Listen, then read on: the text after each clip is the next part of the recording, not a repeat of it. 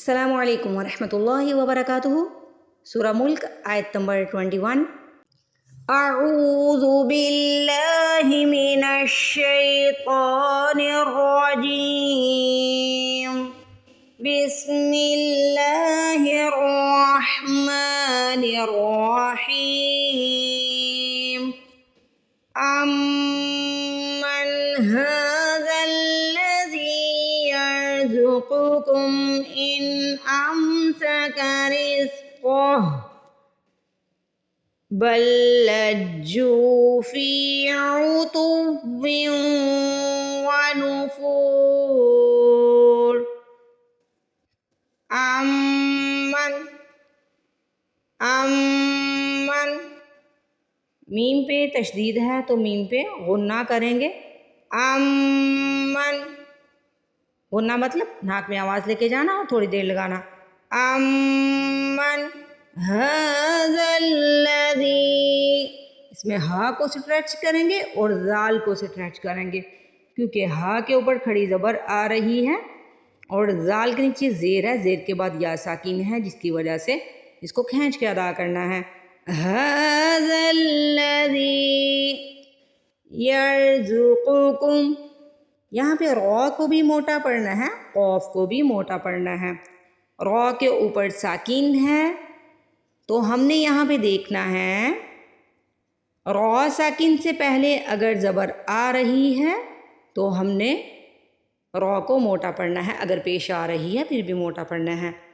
یرزقکم، قاف ایک قاف کو موٹا پڑھنا ہے، ایک کو باریک پڑھنا ہے۔ یرزقکم ان امسک، اس کو ان نہیں پڑھنا، ان کو جلدی سے ادا کرنا ہے، نہ یہاں پہ غنہ کرنا ہے نہ ہی اخفا کرنا ہے۔ ان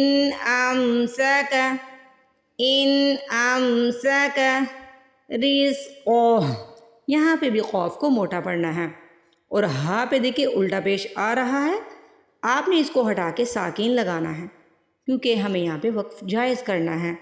رزقہ بل لجوا، یہاں پہ دو لام ہیں تو یہاں پہ دیکھیے با کو پہلے والے لام سے ملانا ہے یا دوسرے والے لام سے ملانا ہے، تو میں نے اس طرح کی ایک پوری ویڈیو بنائی ہے، دو الفاظ کو جوڑتے وقت کیا رول ہوتا ہے۔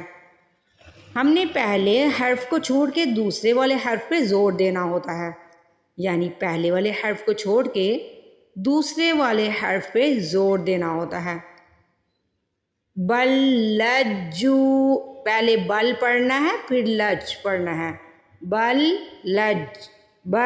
لجوا، جو کو سٹریچ کرنا ہے، پیش کے بعد واو ساکن آ رہی ہے۔ بل لجوا فی کو سٹریچ کریں گے، زیر کے بعد یا ساکن آ رہی ہے۔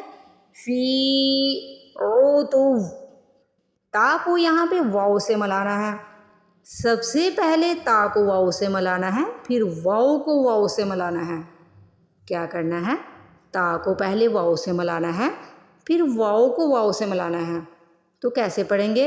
عتو ویو، جب تف پڑھیں گے تو غنہ نہیں کریں گے، جب ویو پڑھیں گے تو غنہ کریں گے، یعنی دیر لگائیں گے اور ناک میں آواز لے کے چاہیں گے۔ عتو،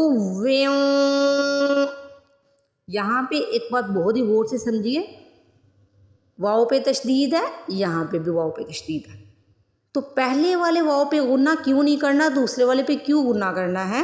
ادغام بالغنہ ہو رہا ہے، تو آپ کو یہاں پہ یہ بات سمجھنی ہے، جو پہلے والا واو ہے اس سے پہلے تنوین یا نون ساکن نہیں آ رہا، ٹھیک ہے، اور جو دوسرے والا واو ہے اس سے پہلے تنوین آ رہا ہے، یعنی دوسرے والے واو سے پہلے دو زیر آ رہی ہے، تو یہاں پہ ادغام بالغنہ ہو رہا ہے، یہی غنہ کی وجہ ہے، پہلے والے واو پہ غنہ نہیں کرنا، دوسرے والے واو پہ غنہ کرنا ہے۔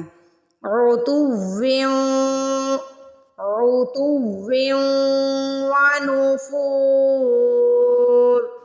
عتو ونفور، فا کو یہاں پہ کھینچ کے ادا کرنا ہے کیونکہ پیش کے بعد واو ساکن آ رہی ہے اور را کے نیچے دو زیر ہیں تو ان کو ہٹا کے ساکین لگائیں گے کیونکہ یہاں پہ ہمیں وقف کرنا ہے۔ فو کو ہم 1 سیکنڈ سے زیادہ بھی کھینچ سکتے ہیں کیونکہ یہاں پہ ہمیں وقف کرنا ہے۔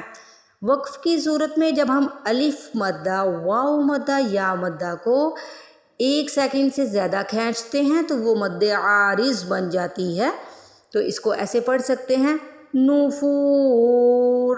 یہاں پہ یہ بھی یاد رکھیے اس کو ایسے نہیں پڑھنا نافور، نافور نہیں پڑھنا، نفور، عتو ونفور، عتو ونفور، امن هذا الذي يرزقكم ان امسك رزقه بل لجوا في عتو ونفور۔ السلام علیکم ورحمۃ اللہ وبرکاتہ۔